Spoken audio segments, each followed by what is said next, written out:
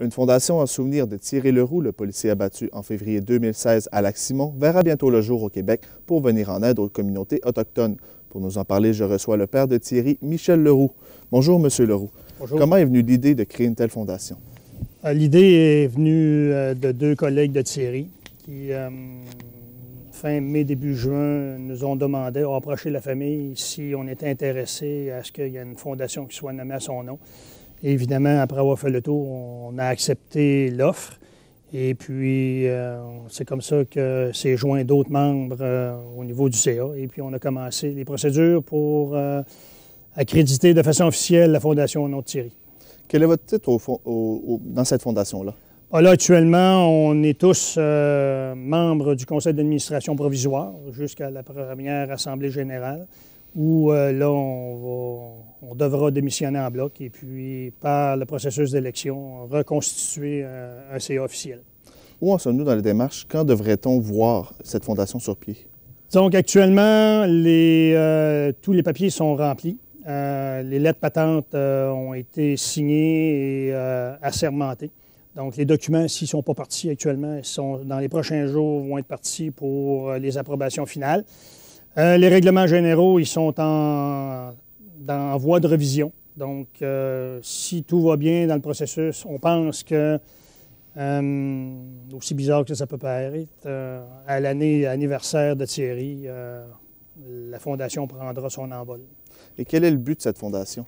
Le but de la Fondation, évidemment, c'est pour les jeunes autochtones de la communauté du Lac-Simon. On sait tous qu'aujourd'hui, sans éducation, on n'a pas grand futur.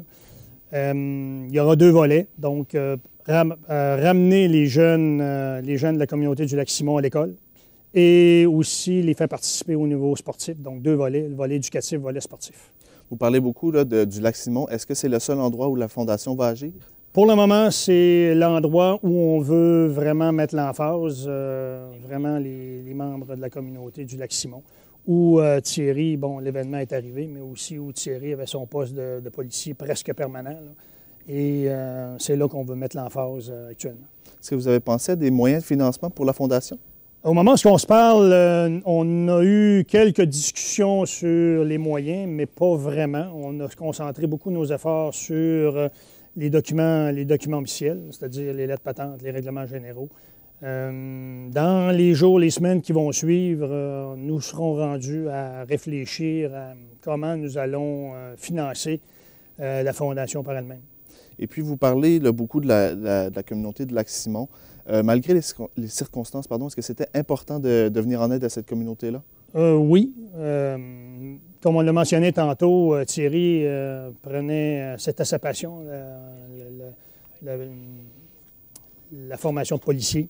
Et puis, le Lac-Simon, on connaît tous les événements et tout ce qui se trame autour de la communauté actuellement. Oui, c'était important qu'on pense à eux, qu'on pense surtout aux jeunes pour le futur. Hein, pour changer les générations, il faut commencer à la base. C'est les jeunes, il faut s'occuper d'eux. Le donner un avenir, le donner de l'espoir pour qu'on puisse changer dans les générations qui vont suivre et lui donner un futur, quoi.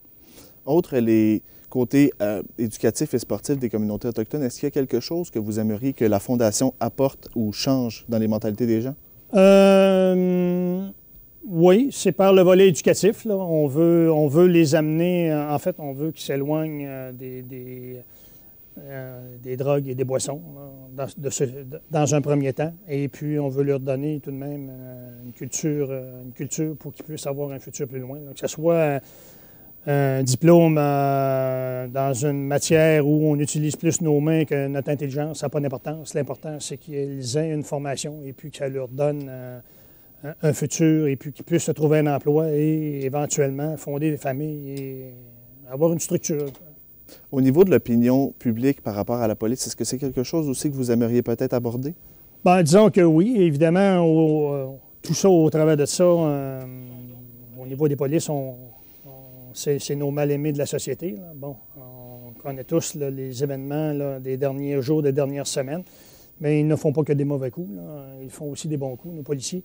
Et vous savez, lorsque l'état de panique et l'état de crise arrive, les gens courent et s'éloignent de la menace. tandis qu'eux viennent nous sauver, nous protéger. Hein.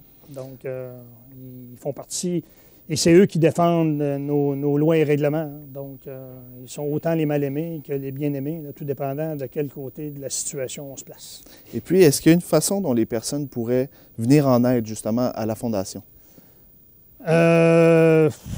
Bonne question. Lorsque la Fondation va être lancée officiellement, on va pouvoir, par toutes sortes de dons, participer à la Fondation et la Fondation sera un intermédiaire pour les jeunes de la communauté autochtone.